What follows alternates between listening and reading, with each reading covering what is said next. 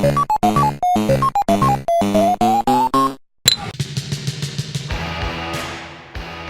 was a downtown attorney in Dallas.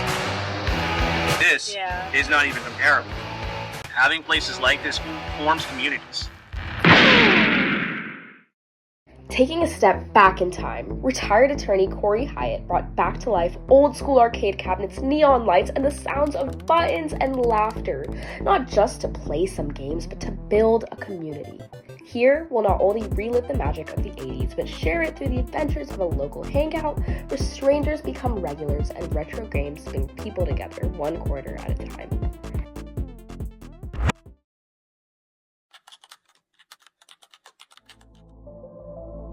I was a young attorney. I loved the video games. This was such a big part of my life, and it had disappeared.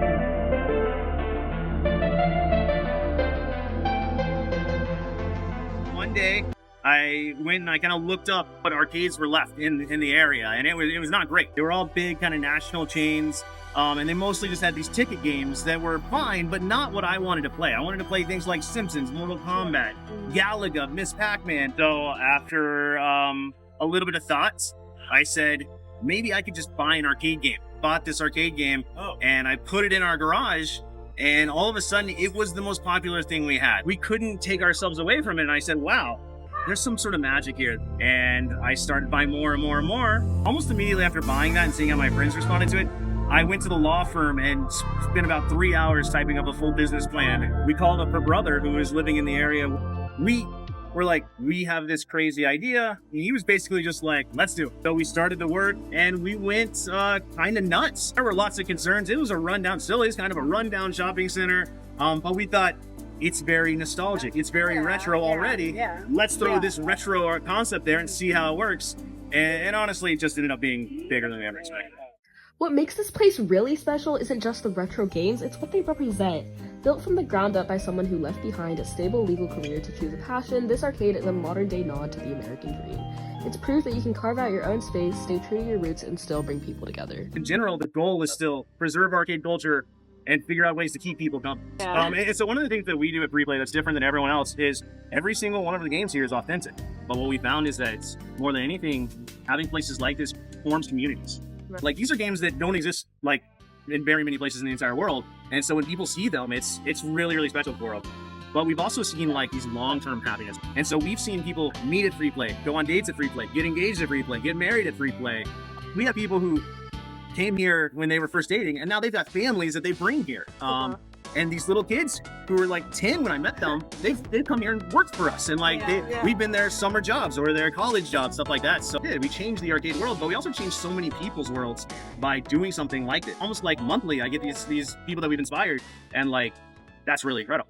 You can tell the moment you meet him. This guy lives and breathes video games. Ask him about Space Invaders, his favorite. He can talk your ear off about the history, and honestly, you'll want to listen. Because when you pour your heart into what you do, people notice. You don't have to follow the usual path to be successful. Sometimes you just need a joystick, a dream, and the guts to chase what you love. Space Invaders is probably my true all-time favorite game. It's super, super simple, but this is what caused arcades to happen. One of the things no one talks about is how smooth and polished the gameplay is. So before this, most games, when you would shoot, you would actually see it stepping up. Space Invaders came out, and it feels like it's actually alive. It's not just about the games. He'll tell you the food matters too. Its comfort and its nostalgia is part of the whole experience.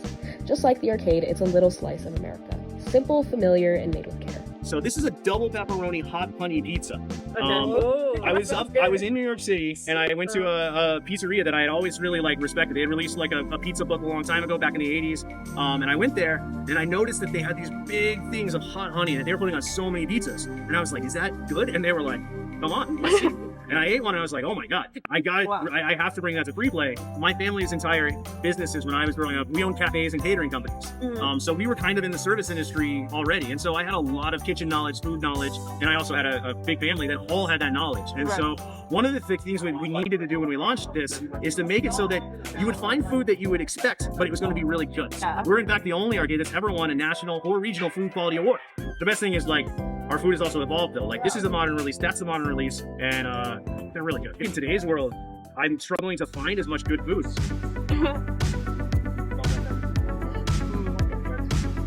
It's clear that this place is about more than just playing games. It's a place where different communities come together, united by that simple joy of retro gaming. It's like fun to come to an arcade and have like the retro. I like all the retro games here.